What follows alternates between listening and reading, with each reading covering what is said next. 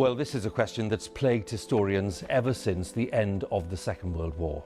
Who was it that betrayed the family of Anne Frank to the Nazis? In the bleak, mechanized hell of Auschwitz, where over 1 million souls were exterminated with industrial precision, there emerged a story so jarring, so morally tangled, it threatens to upend everything we think we know about life, death, and the human capacity to feel in the face of absolute evil. Amid the suffocating horror of gas chambers and forced labor, a young Slovak Jewish prisoner named Helena Citrónová caught the attention of Franz Wunsch, an SS guard tasked with enforcing the very system that sought to destroy her. What followed was not a love story in any romantic sense, but a deeply fraught bond. After all these years, the Auschwitz guard's Jewish lover has finally told the truth about their forbidden romance. Today, we'll unveil the whole truth of this most astonishing love story. Helena Citrónová and Franz Wunsch. Born in the early 1920s in Slovakia, then part of the newly formed First Czechoslovak Republic, Helena Citrónová was raised in the town of Humene, located in the eastern part of Slovakia, in a modest Jewish family.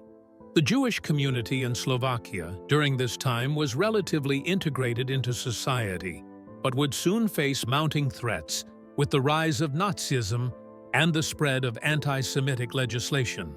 When Slovakia became a Nazi client state under Joseph Tiso in 1939, the Jewish population, numbering around 89,000, was systematically targeted through discriminatory laws, property seizures, and ultimately, mass deportations. Helena, still a teenager, witnessed this escalating persecution firsthand.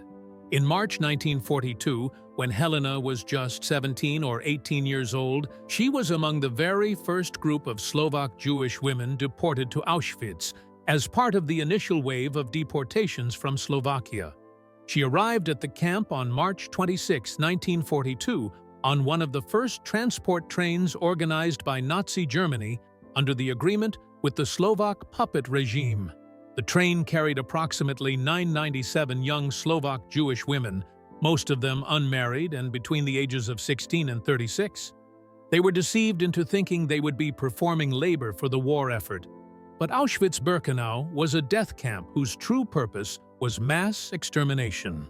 Helena and her fellow deportees were the first female prisoners in the camp's history, arriving before the women's barracks were even fully constructed.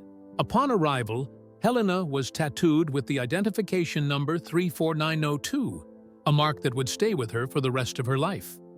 The initial conditions were appalling. The women were forced into overcrowded, lice-infested wooden barracks that lacked insulation, sanitation, or bedding. They were made to sleep on straw-stuffed sacks and lived in constant fear of selections, daily events where doctors, particularly Josef Mengele, chose who would be sent to the gas chambers based on perceived physical fitness. Food rations consisted of a slice of bread, thin soup, and black coffee substitute, scarcely enough to sustain life.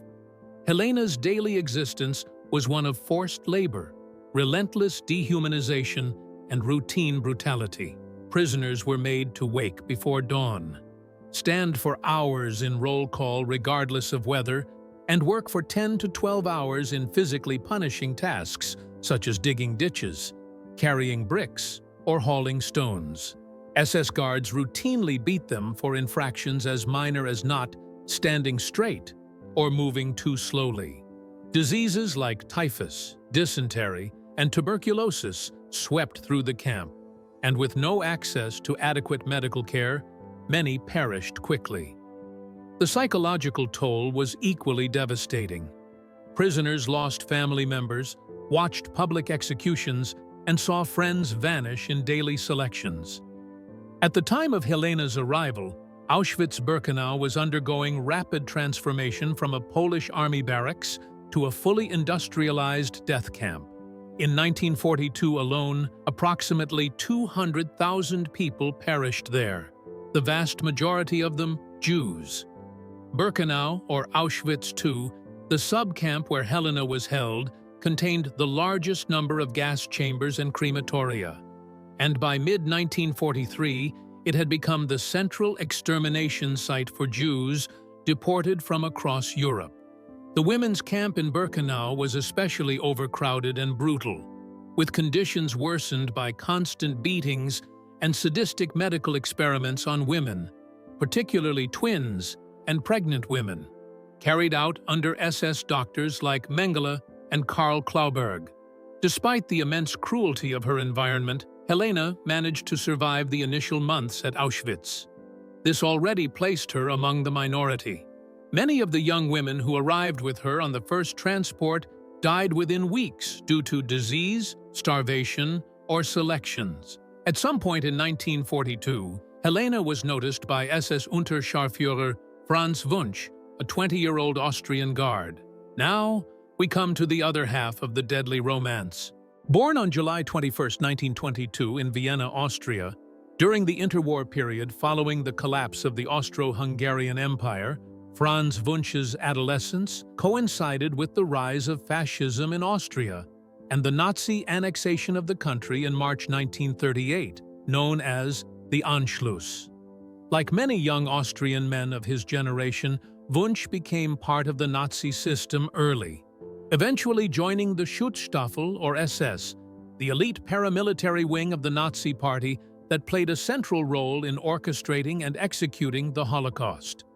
He was just a teenager when he entered into Nazi service, and by the time he was deployed to Auschwitz in his late teens or early 20s, he had been thoroughly indoctrinated. At Auschwitz, Franz Wunsch held the rank of SS Unterscharführer, equivalent to a junior non-commissioned officer. He was assigned to work in Auschwitz II-Birkenau, the extermination section of the camp complex. His primary duties included overseeing prisoner labor, supervising the sorting of belongings from deceased Jews in the Canada Commando warehouses, and assisting with general camp enforcement operations. While he was not one of the higher-ranking officers like Camp Commandant Rudolf Huss or Camp Physician Josef Mengele, Wunsch's role as a guard placed him squarely within the machinery of genocide. Every SS man in Auschwitz was complicit. Wunsch's behavior, as reported by survivors, was typical of SS guards at the camp. He was known to carry out orders without question, and according to later trial records, he had participated in beatings and forced labor assignments. He was also implicated in encouraging or forcing prisoners to perform acts of humiliation. However, unlike figures such as Mengele, Amon Goeth, or Irma Grese, whose sadism became notorious even among their peers, Wunsch was not infamous in the post-war record for extreme cruelty. Instead, he is now famous for something else entirely: the unlikely and dangerous connection. Following their initial encounter during a prisoner concert where Helena was forced to sing for SS personnel, Wunsch began expressing his interest through what appeared to be small gestures of favor. He sent her notes and occasionally smuggled her extra food, a rare and life-sustaining commodity in Auschwitz, where daily rations were calculated to barely keep a prisoner alive. The typical daily allowance consisted of a watery turnip soup, a piece of bread often covered in sawdust, and sometimes a sliver of margarine or sausage. Malnutrition and starvation were endemic. In this context, even a crust of bread or a second serving of soup could mean temporary relief from the slow death of hunger. Wunsch also arranged for Helena to receive better work assignments, shielding her from the harshest and most physically punishing labor details, such as hauling bricks or digging ditches. Instead, she was transferred to the camp's Canada warehouses, where prisoners were forced to sort through the belongings of Jews who had been sent to the gas chambers. It was physically less grueling, but emotionally excruciating, as prisoners handled suitcases, clothes, photographs, and toys belonging to those who had just been exterminated. Still, the work came with marginally better survival prospects, and Wunsch's influence played a role in Helena's placement there. For Helena, these gestures were never romantic. She was well aware of the nightmarish imbalance that defined their relationship. Wunsch wore the black SS uniform that represented oppression, cruelty, and extermination. His comrades committed daily atrocities, and Wunsch himself, while not the most notorious among them, was still part of this structure. Helena did not have the luxury of interpreting his attention through the lens of choice or consent. Every day in Auschwitz was a negotiation for life. The attention from a guard could be either a shield or a curse. Wunsch's infatuation was dangerous precisely because it defied the impersonal, dehumanizing logic of the camp. Helena was thrust into a visible position against her will, and visibility meant vulnerability. In a place where anonymity was often the only shield from a guard's wrath or a capo's cruelty, the idea that a prisoner might be singled out, even for favorable treatment, was terrifying. Her fellow prisoners would have taken note. Some may have felt envy, others suspicion or disdain. But more crucially, it increased the chances that SS officers would view Helena as a liability, someone who had drawn undue attention. Survivor testimony and post-war investigations suggest that Wunsch protected Helena during selections or the periodic purges, where SS doctors, including Josef Mengele, would inspect prisoners and determine who was fit to continue working and who was to be sent to the gas chambers. One such account describes Wunsch forcibly intervening to save Helena from a transport or selection, pulling her out of line under the pretense of needing her for a task elsewhere. These were moments where his influence saved her life. But each intervention reinforced the fundamental inequality of their relationship. Helena's safety was never her own to control. Psychologically, the relationship bore all the hallmarks of coercion, even though Helena later testified that Wunsch never physically harmed her. In interviews conducted long after the war, including one for the documentary Love in the Face of Death, she admitted that her emotions were complicated. She had been terrified and confused. On one level, she understood that Wunsch had affections for her and that he was risking something by protecting her. On another, deeper level, she recognized that everything was being done on his terms. There was no question of mutual agency, only survival. She never claimed to have loved him. Instead, she described the situation as one where she learned to perform gratitude, to navigate the minefield of his attention, to stay alive. These blurred boundaries between coercion and kindness were part of the camp's psychological torment. In Auschwitz, the lines between complicity and survival, dignity and submission were constantly distorted. Scholars of Holocaust studies, including Lawrence Langer and Primo Levi, have written extensively about the gray zone of concentration camps, where victim and perpetrator categories were not always rigid, and survival often involved morally painful compromises. Helena's connection with Wunsch exists in precisely this space. Years later, Helena reflected on the profound toll the attention took on her psyche.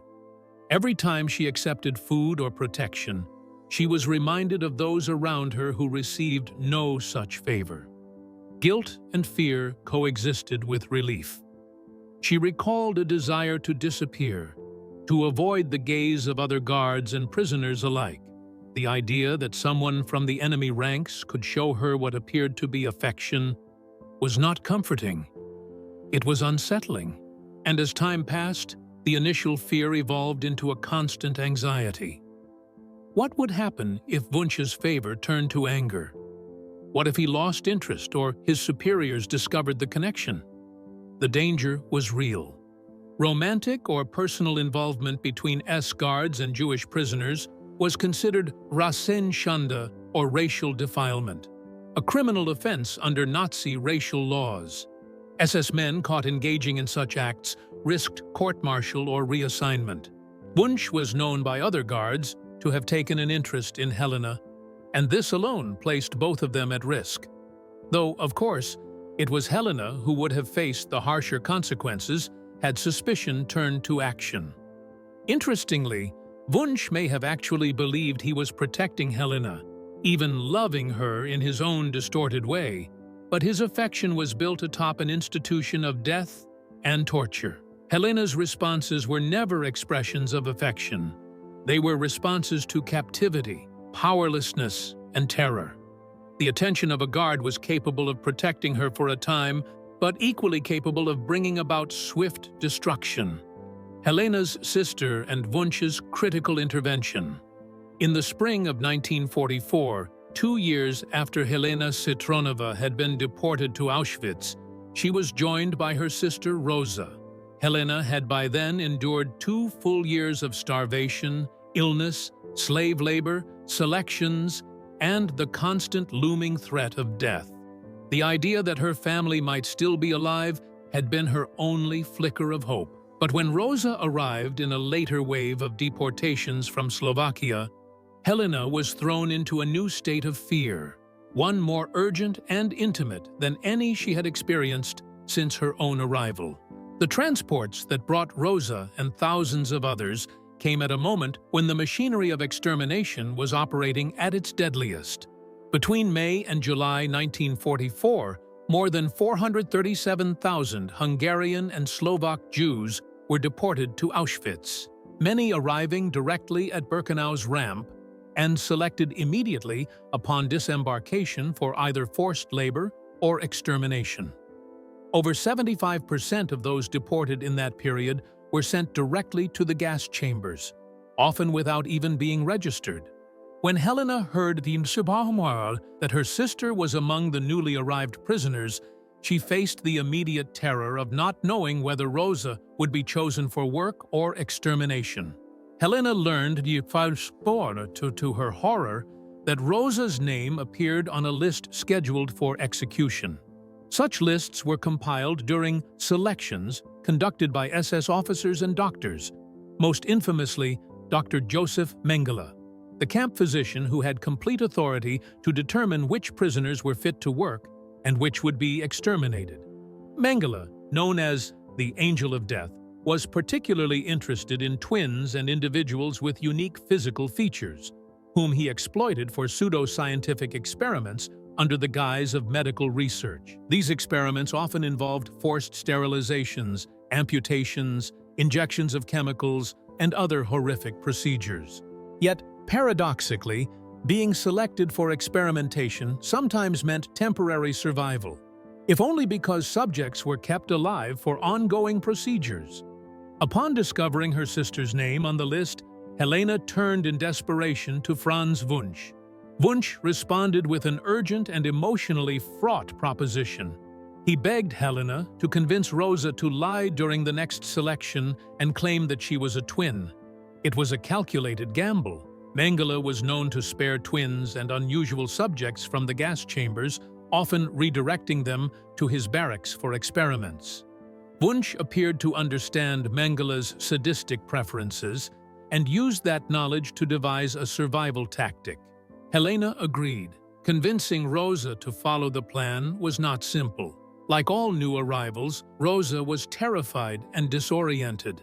The disembarkation process at Birkenau was designed to bewilder and dehumanize.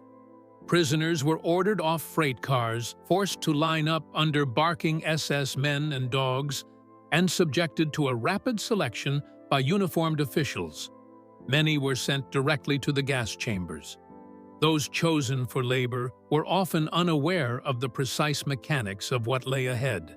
In this climate of chaos, Helena managed to reach her sister and relay Wunsch's instructions. She told Rosa to say she was a twin and to show calm confidence when doing so. Miraculously, the strategy worked. When Rosa was brought before Mengele, she repeated the lie, claiming she had a twin sister who had also arrived in the camp. The deception, which might have seemed absurd in any other context, saved her life. Mengele diverted her from the execution list and redirected her to barracks reserved for experimentation subjects or for later processing. Rosa endured months of suffering, illness, and the omnipresent fear of being discovered or reassigned to the gas chambers. But she survived the war. Helena would later insist that her sister's survival was due in no small part to Franz Wunsch's intervention. But why would the young SS officer do so? His motivation in this episode remains a subject of debate. Was he moved by genuine feelings for Helena? Was he attempting to solidify her dependency on him? Or did he, in this one instance, push against the machinery he otherwise served? Whatever the answer, it is undeniable that without his actions, Rosa would almost certainly have been exterminated. Yet this does not absolve him of guilt.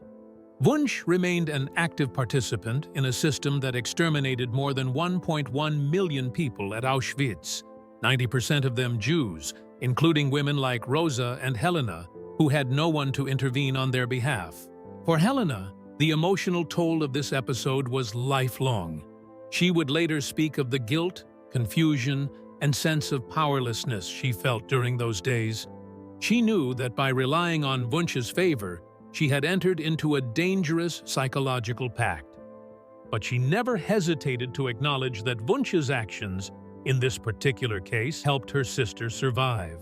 When Wunsch was put on trial in Vienna in 1972 for war crimes committed at Auschwitz, Helena traveled from Israel to testify. She told the court about his involvement in saving Rosa. She made clear that she did not love him, that she never entered into the relationship voluntarily, and that she was always aware of the coercive nature of their interactions. Yet she also insisted that she had to tell the truth. Wunsch had helped. Rosa Citrónová ultimately survived the Holocaust and was liberated alongside thousands of other women from Auschwitz in early 1945, likely during the evacuation and death marches that followed the SS decision to abandon the camp in January. So, what became of this forbidden love? The end of Auschwitz and post-war years. On January 27, 1945, the Soviet Red Army liberated Auschwitz-Birkenau, encountering a landscape of death and despair. What they found defied imagination. More than 7,000 emaciated survivors, most of them too weak to move, alongside heaps of corpses, hastily burned documents, and the haunting remnants of Nazi crimes. Helena Citrónová was among those who survived until liberation. By that time, she had endured nearly 3 years of enslavement, disease, starvation, and the psychological toll of a coercive, morally fraught bond with an SS guard. She had witnessed selections, executions, and the constant disintegration of hope. Her sister Rosa had also survived, thanks in large part to Helena's desperate act of trust in Franz Wunsch's knowledge of Mengele's selection procedures. When the Soviet troops arrived, Helena and Rosa's long nightmare at Auschwitz came to a close, but the trauma would follow them for the rest of their lives. In the post-war chaos, displaced persons flooded Europe. Many survivors found themselves in DP camps run by the Allies, often for months or years, as they awaited the chance to rebuild their lives. Helena eventually returned briefly to Slovakia, but with the rise of post-war anti-Semitism and political instability under Soviet influence, it became increasingly difficult for Jewish survivors to feel safe in their former homes. Around 1948, Helena emigrated to the newly established State of Israel. There she married, raised children, and took on a new identity within a nation of survivors. Like many Holocaust victims, she chose silence. For decades, she spoke nothing of Auschwitz nor of Franz Wunsch. Her family knew she had been in the camps, but they did not know the details, not about the selections, nor about the SS officer who had once risked his position to protect her. Meanwhile, in post-war Austria, Franz Wunsch returned to civilian life. Unlike some SS officers who went underground or fled to South America, Wunsch remained in Vienna and attempted to move on from his past. He married and became a father, working as a technician. But the shadows of his past eventually caught up with him. In the 1970s, amid a renewed wave of interest in prosecuting Nazi crimes, particularly those of mid- and lower-ranking SS members, Wunsch was identified and indicted for his actions at Auschwitz. His trial took place in Vienna in 1972 as part of Austria's broader efforts to confront its Nazi legacy, decades after the Nuremberg trials had concluded. The charges against Wunsch were serious. Survivors accused him of participating in beatings, psychological abuse, and direct acts of violence that led to the deaths of prisoners. One of the most chilling charges alleged that he had encouraged or coerced inmates to commit self-unaliving. These claims were consistent with the culture of terror maintained by S-guards in Auschwitz. His indictment was part of a larger pattern. Throughout the 1960s and 70s, a handful of former Auschwitz staff members, such as Josef Clare, Wilhelm Boger, and others, had also faced legal reckoning in German-speaking courts. However, the prosecution of men like Wunsch was fraught with difficulty.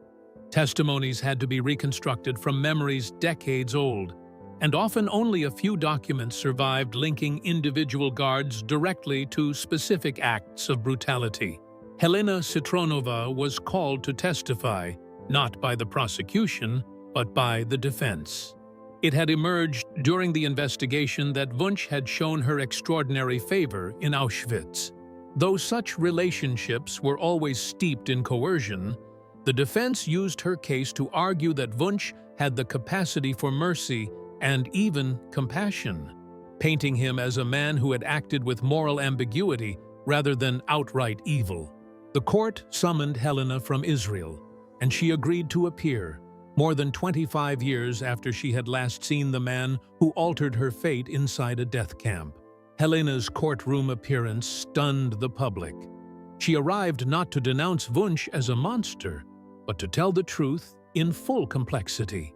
Under oath, she did not deny the atrocities that Wunsch had committed.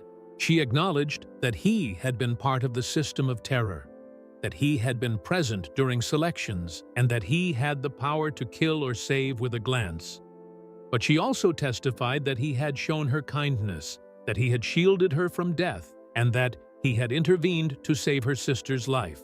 She made it unequivocally clear that she had never loved him, never consented to a romance, and never forgotten that he was an SS officer. But she believed that telling the full truth, including the parts that made her deeply uncomfortable, was a moral obligation. Wunsch was visibly shaken during Helena's testimony. According to court observers and news archives, he broke down in tears as she recounted their Auschwitz encounters. Some saw this as a rare display of remorse.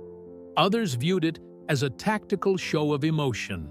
Whatever the motive, the impact on the court was undeniable. In a rather controversial verdict, Franz Wunsch was acquitted. The court cited insufficient direct evidence of murder and torture, and Helena's testimony of kindness appeared to weigh heavily in the judgment. Critics argued that her account, though honest, had inadvertently contributed to the whitewashing of a man who had helped enforce the genocidal machinery of Auschwitz. Helena returned to Israel shortly after the trial, breaking her silence. Helena's final testimony.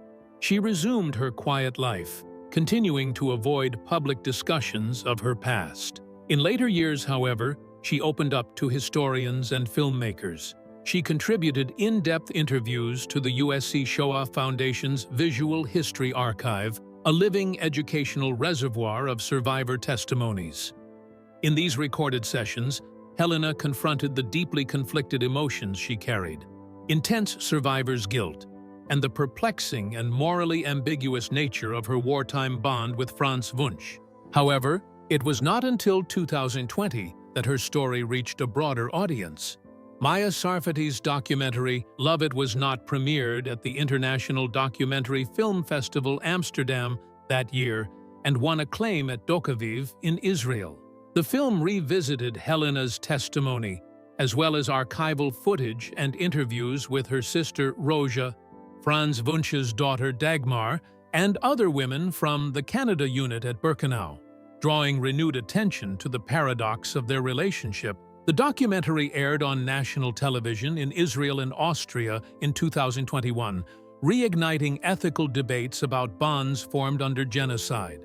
Helena's narrative was also featured in the BBC's 2005 series Auschwitz, the Nazis, and the Final Solution, substantially widening public awareness. In her interviews, Helena spoke with remarkable candor. She never romanticized Wunsch or portrayed him as a redeemed hero. Rather, she insisted that, in a world ruled by uniformed brutality, he had, at least toward her, displayed brief and startling glimpses of humanity. She insisted that her relationship was a survival mechanism, not romance, driven by the coercive dynamics of power in a death camp. While certain crumbs of grace existed, they could never erase Auschwitz's horror or Noch Wunsch's role in it. Her refusal to categorize their bond as love or hate reflects a central theme in Holocaust scholarship, particularly the concept of the gray zone introduced by Lawrence Langer, where conventional labels of victim and perpetrator collapse under extreme duress. Helena's experience mirrors documented stories of coerced relationships, capos protecting fellow inmates in exchange for favors, women trading intimacy for survival, and other morally ambiguous survival measures. Helena Citrónová, later known by her Hebrew name Zipporah Tahori, died in Tel Aviv on June 4, 2007, at the age of 84, and was buried at Yarkon Cemetery. Her sister Rozha survived as well, though tragically, Rozha's 2 young children did not live through Auschwitz. The sisters emigrated to Mandatory Palestine in July 1945. Rozha passed away later. In any case, Helena's story spotlights the grotesque power imbalance at Auschwitz.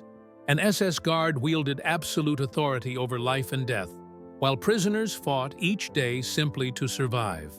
In this deadly context, could there ever be genuine love? Helena and scholars agree that any emotional connection must be understood as a survival tactic manipulated by both coercion and extreme dependency. Does Wunsch's occasional mercy redeem him? Academically and morally, the answer remains no. He was complicit in a genocide. His protective actions toward Helena and Rozha, though extraordinary among his peers, cannot balance the immense system of brutality he served. Helena made clear she neither loved him nor saw him as innocent. His kindness was real, but so was his role in the machinery of death. Forced liaisons, coerced intimacies, and tactical obedience are documented across Holocaust testimonies. They defy simple moral judgments and demand we understand trauma, memory, guilt, and silence as intertwined. Helena bore deep survivor's guilt, not simply for living, but for the choices survival required. Forbes, POV Magazine, Jewish Boston, Times of Israel, and Remember the Women Institute have all noted its exploration of love, survival, morality, and the danger of analogizing such complex histories to romance. In educational settings, it shows that Holocaust narratives cannot always be neatly categorized. They must reflect moral ambiguity. Helena's Shoah Foundation interviews continue to be used in academic and memorial contexts, underscoring the gray zone of survival and the urgent need to preserve nuanced eyewitness testimony. Her story has been integrated into curricula at institutions including USC, Yad Vashem, and numerous Holocaust education programs, challenging students to confront moral complexity. Well, that's it for now. Thanks for watching. Did you like this video? If you did, please consider liking, dropping a comment, and hitting the subscribe button so that you don't miss out on our new uploads. Also, don't miss this video you see on your screen right now. It's truly unbelievable.